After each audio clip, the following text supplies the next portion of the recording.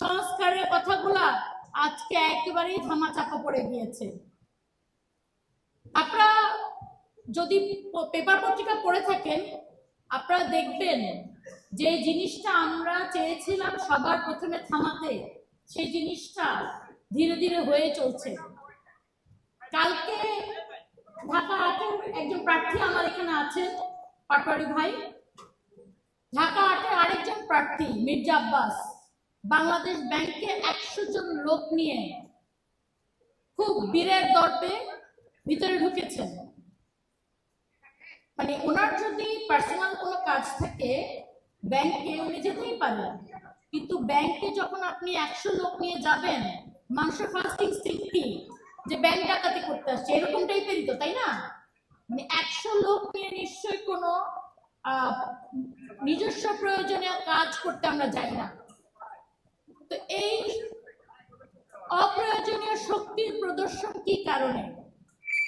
এখনো যখন ক্ষমতায় আসেনি, তার আগে যে ক্ষমতার প্রদর্শন, তার থেকে কি আমাদের কি মনে হচ্ছে আমরা যে রাষ্ট্রটা চেয়েছিলাম, যে সংস্কারগুলোর জন্য আমাদের সবাই রক্ত দিয়েছে, আমাদের যেসব ভাইয়েরা হাত হারিয়েছে, পা হারিয়েছে, চোখ হারিয়েছে, 824 জন ভাইয়ের দুটি চোখই না।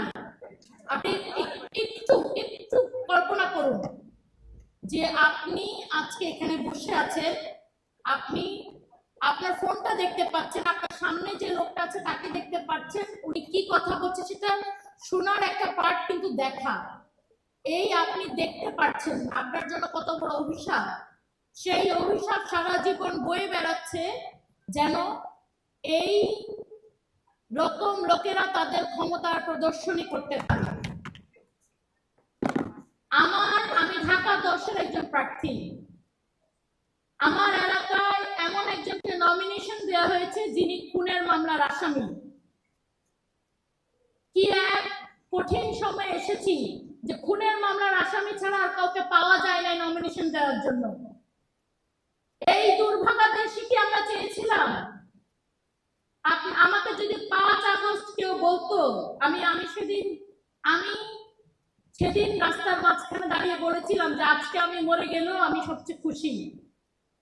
সেই 5 আগস্টে যদি আমাকে কেউ বলতো যে ঠিক 1.5 বছর পরে যে তুমি কান্না করবে এবং বলবে যে এত রক্তের বিনিময়, এত কষ্টের বিনিময়ে আমরা কি পেয়েছি, আমরা আবার শক্তি প্রদর্শন দেখছি, তলোয়ারের ঝনঝনানি দেখছি, পিস্তলের বুলেটের গতি দেখছি, রাজনৈতিক কারণে এবং ইলেকশন রিলেটেড কারণে প্রতিদিন খুন দেখছি, কিন্তু সেই খুনের কোনো জবাবদিহিতা দেখছি না।